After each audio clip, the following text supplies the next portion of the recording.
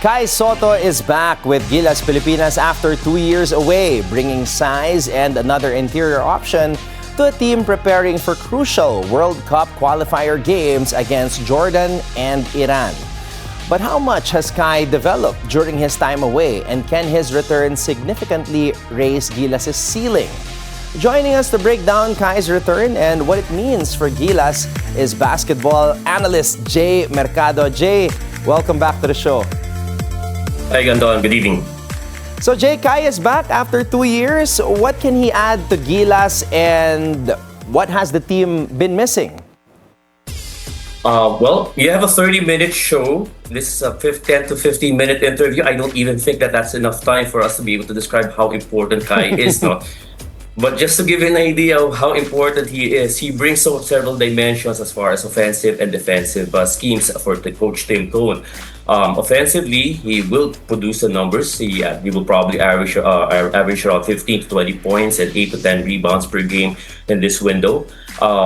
He will be able to relieve the pressure of Justin Brownlee when it comes to offense, because now Brownlee doesn't have to focus so much more on trying to bring his entire offensive arsenal into the game, because there is a Kai Sotto there who will probably and most likely rather draw the double team, allowing several of our shooters, Brownlee, Ramos, Carl Tamayo, KQ, Juan Gomez Diliano, open shots, no?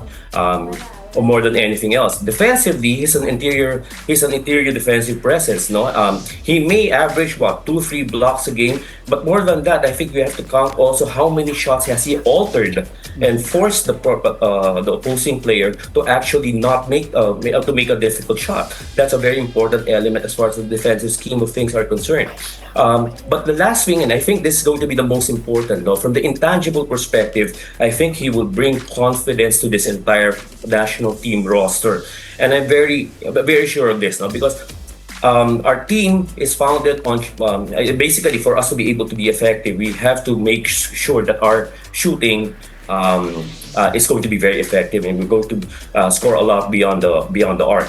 With Kai Sotto there, you have all these shooters, becoming more confident, lalakas ang loob nila tumira, because they know somebody there inside, a 7'3" mastodon who will be capable, who is going to be capable rather of snaring the offensive rebound. Jay, we're just very happy to hear all of that. It's hard to find a player like Kai, once in a generation talent, at least here in our country. But during that time that he was away, itong 2 taon, a lot has happened in his life. He got married, he's gonna be a father soon. How different is Kai as a player compared to the last time we saw Kai suit up for Gilas? Hard to say at this point. His last game was in the B League, where he played last May 3, if I'm not mistaken. No, he scored 18 points, made 8 rebounds and 6 assists. No, that was his last game. 15 days after he got married. No, now he's an expecting father. So what does this mean? No, from the personal dimension, obviously there will be maturity now that he knows that his role as a person has evolved from being single to married to becoming a father. That's going to change his priorities essentially. And another thing that we have to look for also is that we all know that he still has his NBA dream. And he might actually use this as an opportunity, this window as an opportunity for him to reintroduce himself to the basketball scouts all over the world, and maybe get the chance to have an invitation for an NBA team prior to the start of the NBA season. So that's But in terms of dominance, or as far as I think andun pa rin yung elements na yon. Kaya pa rin niya mag-dominate sa laro, kaya pa rin niyang takutin yung mga kalaban, at he will remain to be the fulcrum of the offense of Gilas, because we all know naman, at this point in time, I'd like to think that Kai Sotto is probably the most important player of Gilas, and this is not a knock on Justin Brownlee, but we all know that if Justin Brownlee doesn't play, meron naman tayong Benny Boatwright, if ever, as soon as his passport is approved. But Kai Sotto is definitely irreplaceable. So Jay, now what is at stake in these 2 upcoming games? How important is it for Gilas Pilipinas to win these ball games? Very important. We're 3 games behind them. Okay, there will only be 3 teams from our division who will be able to make it to the next round for the World Cup. No, there will be 7 teams that will be qualified in Asia for the World Cup. Sigurado na Australia practically, no, kasi they're 6-0. But we're 2-4. Jordan and Iran are 5-1. The important thing here is this: the target is to sweep all 6 games that we have.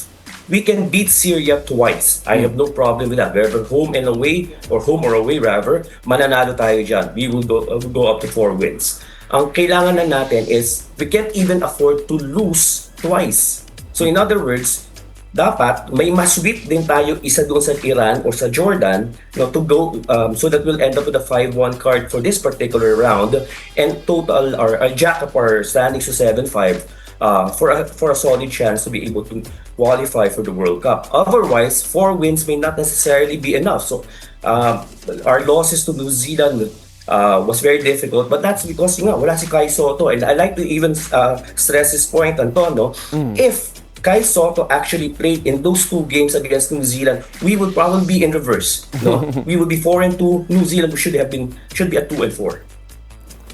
So backs against the wall. Let's see how Kai and the rest of Gilas Pilipinas will respond. But speaking about the rest of Gilas Pilipinas, do you think with this roster that we have in the next 2 games, we have enough to get these wins that we need?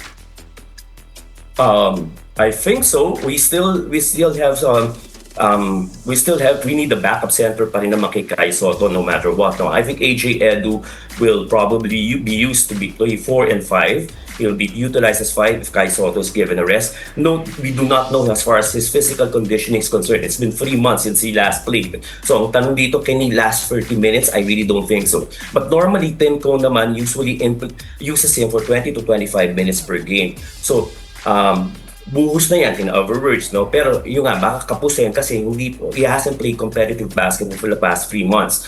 However, ang feeling ko naman talaga dyan is that kung meron na yung QMB sana, Quentin Bilyonaryo, that would have been ideal because we have a 6th and legitimate center to actually replace him. Nonetheless, with Kai Sotto there, we're practically a little complete na rin naman, no? Solid naman tayo sa guard core natin, solid naman tayo sa 2 guard core natin with the return of CJ Perez, no? Hopefully our shooting from the outside will be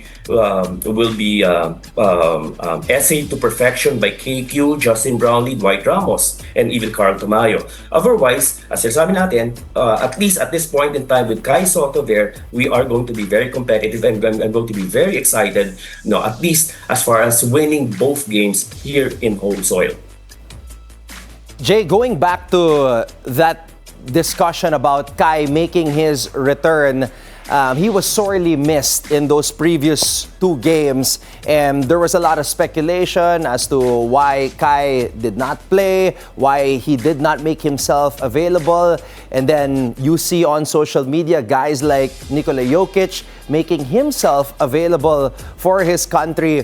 Do you think that because of, Kai is still chasing his NBA dream and then seeing everybody talk about why Kai did not make himself available, seeing these conversations na kung si Nikola Jokic nga, ginagawa niya sarili niyang available for his country, why can't he? Do you think that maybe that played a part in his decision to, I'm gonna make a statement here, I'm gonna suit up for Gilas and try to remind everybody that my focus is here and I still want to chase this NBA dream as well? Excellent point, no? Alam mo naman sa social media, and we know also that Kai somehow actually reads those posts on social media.